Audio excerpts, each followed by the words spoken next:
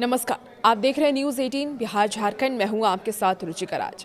बांकीपुर उपचुनाव में बड़ी जीत के बाद जन स्वराज के संस्थापक और नए विधायक प्रशांत किशोर ने न्यूज 18 से खास बातचीत में कई बड़े बयान दिए हैं, कई बड़े खुलासे किए हैं।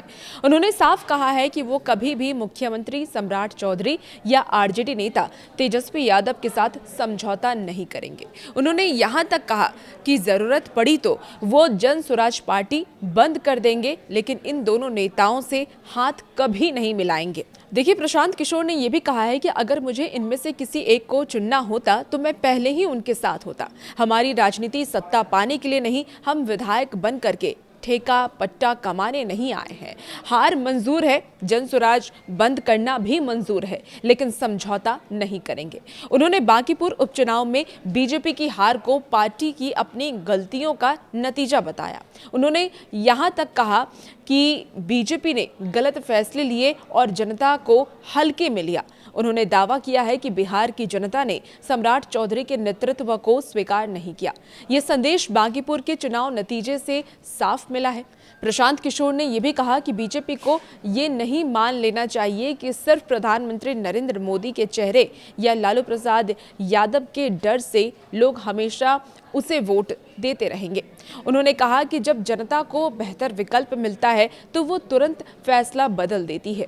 उन्होंने यहाँ तक ये भी कहा है कि चुनाव के दौरान कुछ नेताओं के ऐसे बयान भी लोगों को पसंद नहीं आए, जिनमें ये कहा गया था कि किसी को भी उम्मीदवार बना देंगे तो चुनाव जीत ही जाएंगे। उनके मुताबिक ऐसे बयानों से जनता के स्वाभिमान को ठेस पहुंची है और लोगों ने वोट के जरिए जवाब दिया है।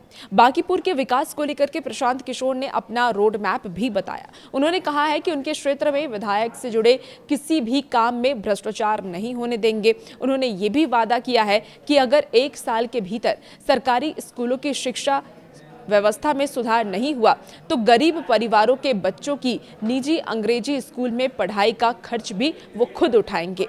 उन्होंने यहां तक कह दिया कि बांकीपुर को बेहतर शहर बनाने के लिए एक ब्लूप्रिंट तैयार किया जाएगा ताकि आने वाले वर्षों में इसका फायदा लोगों को मिल सके।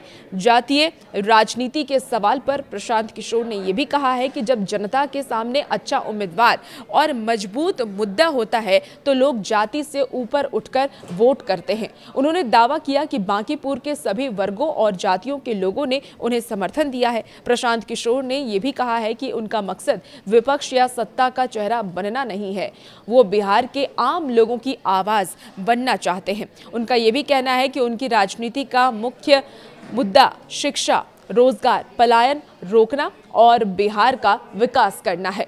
तो प्रशांत किशोर के इस बयान को आप किस तरीके से देखते हैं और क्या लगता है कि आने वाले वक्त में प्रशांत किशोर जो बड़ी बातें कर रहे हैं क्या वो पूरा कर पाएंगे? अपनी राय कमेंट बॉक्स में आप जरूर रखिएगा और भी ऐसे वीडियोस के लिए बने रहिए न्यूज़ 18 के साथ।